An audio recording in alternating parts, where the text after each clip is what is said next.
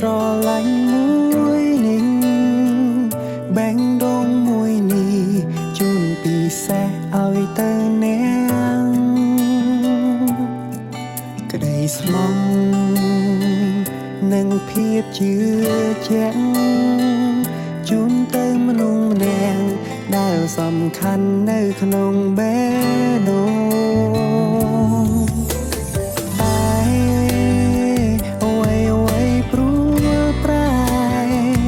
នាងបាញ់ចាប់ស្នេហ៍ចាក់ចេញទៅគ្មានអាឡ័យឯខ្ញុំត្រូវក្រំរីងរៃនាងផ្ដាច់និស្ស័យទាំងចិត្តដែលកំពុងស្រឡាញ់តែនាងមានដឹងទេថាអារម្មណ៍ខ្ញុំយ៉ាងណាពេលដែលស្នេហាត្រូវបាត់បង់ទាំងមិនដឹងខ្លួនបិទភ្នែកចិត្តឈឺទួនបែងដងអងរួនឲ្យទាំងភ្នែកស្រែកសួរហេតុផលពេលដែលខ្ញុំបើកភ្នែកតែដងខ្ញុំស្រែកហើយឈឺតែនាងមិនលឺហើយអ្នកក៏មិនចង់ស្ដាប់នៅអ្វីដែលខ្ញុំចង់ប្រាប់ព្រោះបែងដងអ្នកនៅពេលនេះលែងមានខ្ញុំហើយ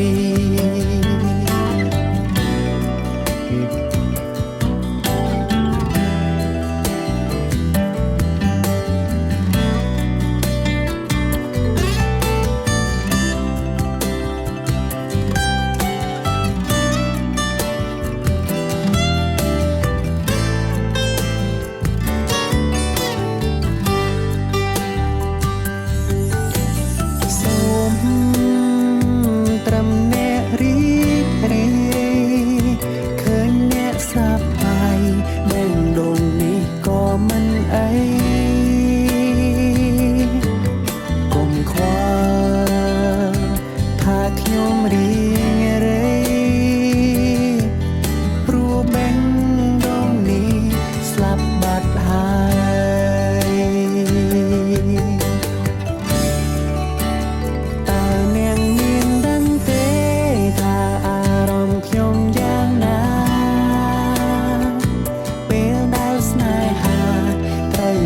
បងទាំងមិនដឹង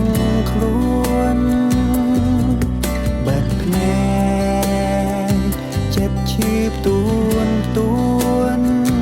បែងដងអងរួនឲ្យទាំងភ្នែកស្រែកសួរហេតុផលពេលដែលខ្ញុំបើកភ្នែកតែដងខ្ញុំស្រែកហើយឈឺតែនាងមិនលឺ